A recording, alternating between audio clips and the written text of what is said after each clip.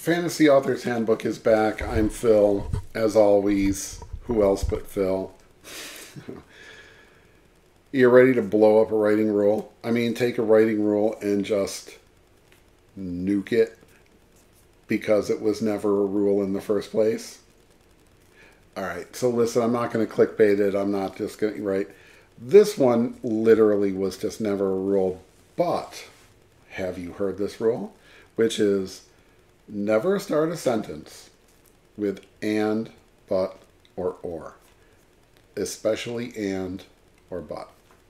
This is a rule that you have probably heard from elementary school teachers, middle school English teachers, high school English teachers, even some college professors who should probably study that up a little bit. Never start a sentence with the words and, but, or. That is a steadfast rule of all writing that everyone who puts pen to paper absolutely must follow, except it was never a rule. It was never a rule. There is nowhere in the world that you can find that would ever actually indicate that that was a rule. But then who's this Phil guy? What do you mean? Right? I mean, Mrs. McGillicuddy in English, she was the greatest teacher of all time, was like, oh my God, you started the sentence with and, you get an F. Who's this Phil guy to say she was wrong? I don't know, right? This was something that had bothered me because there was one particular copy editor that we worked with at Wizards of the Coast who had been infused with that rule and kept making that correction. Cross off and start right. And it's just started to bug me. And so finally I was just like, can I talk to that person in a constructive way, right? So that we're not seeing that rule imposed on stuff. And so I went out to sort of get some traction on that, right? It's like be able to prove that it's not just me, right? That I don't know what I'm doing, and so I don't know the rules, so I'm just deciding it's okay, which is something you really want to avoid, right? As a writer, don't just say I don't know what it is, so therefore I've made a creative decision not to do that, right? Make a creative decision to break a rule that you know, right? Doing something wrong and then making an excuse for it later is not good. Whoa, I see you. Calm down. But anyway, it was something that I just wanted to blow up, that it's so far in the back catalog of Fantasy Author's Handbook that the post is now here inside of the Best of Fantasy Author's Handbook, available now from Amazon, clearly in hardcover. Also available for your Kindle, unlimited, and all of that kind of good stuff. Yeah, this was from way back. I'm going to look it up in the book, just so that I have my book in front of you as often as possible. Authors, this is what you do. Hey, look, it's my book. Don't feel bad about that. Don't let anybody make you feel bad about that. This was originally posted on July 21st of 2009, coming up on 15 years. It wasn't a rule then. It's not a rule now. So says who? All right. So the two sources that I quoted, and I know these books because there were books that every author had on their shelves. I don't know if that's true anymore because now we're believing the internet. And for the most part, you know, if you understand your sources and it's not just like wherever.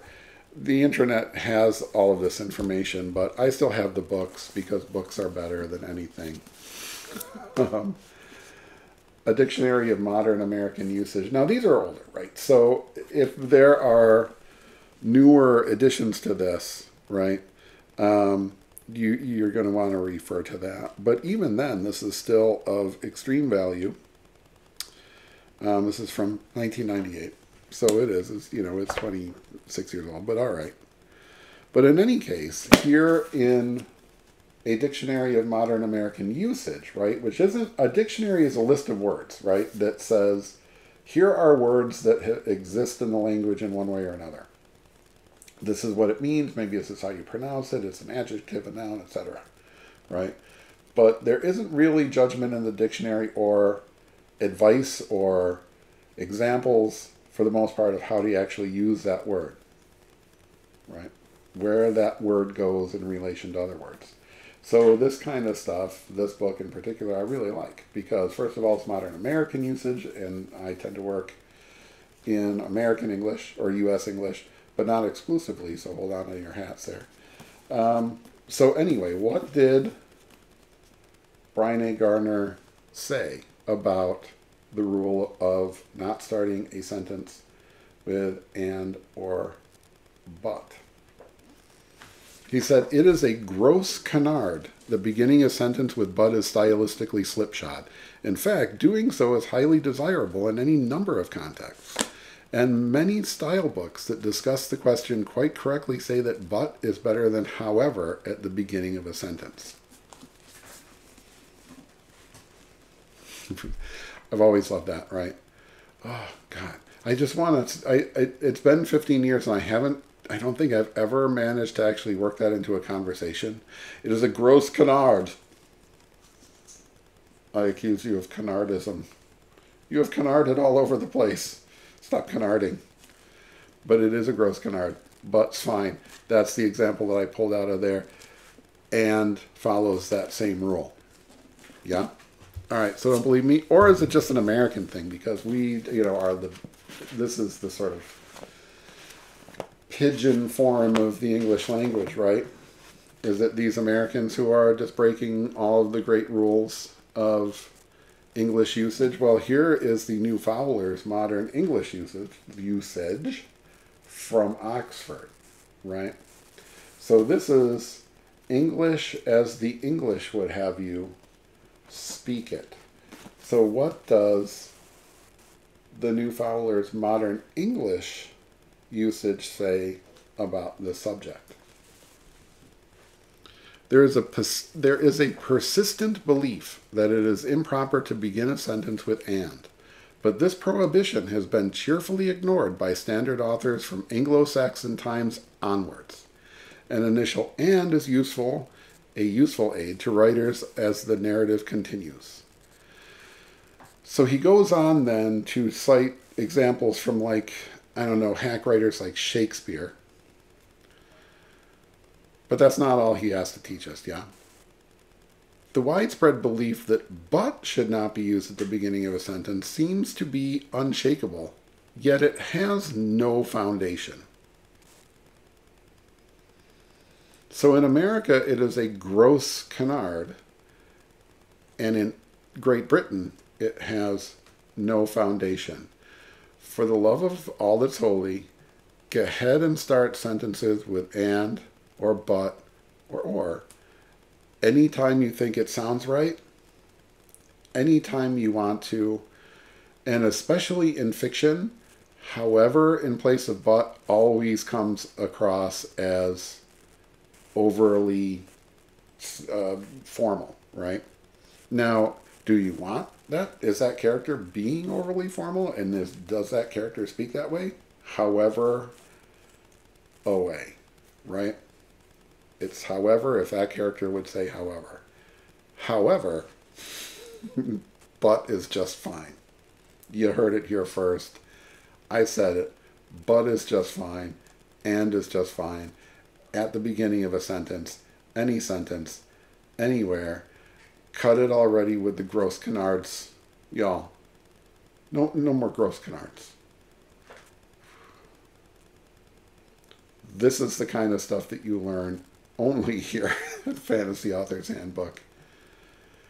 And I will be back with more good advice on the subject of writing fantasy, science fiction, horror, and fiction in general. I'll see you soon. Thanks for watching.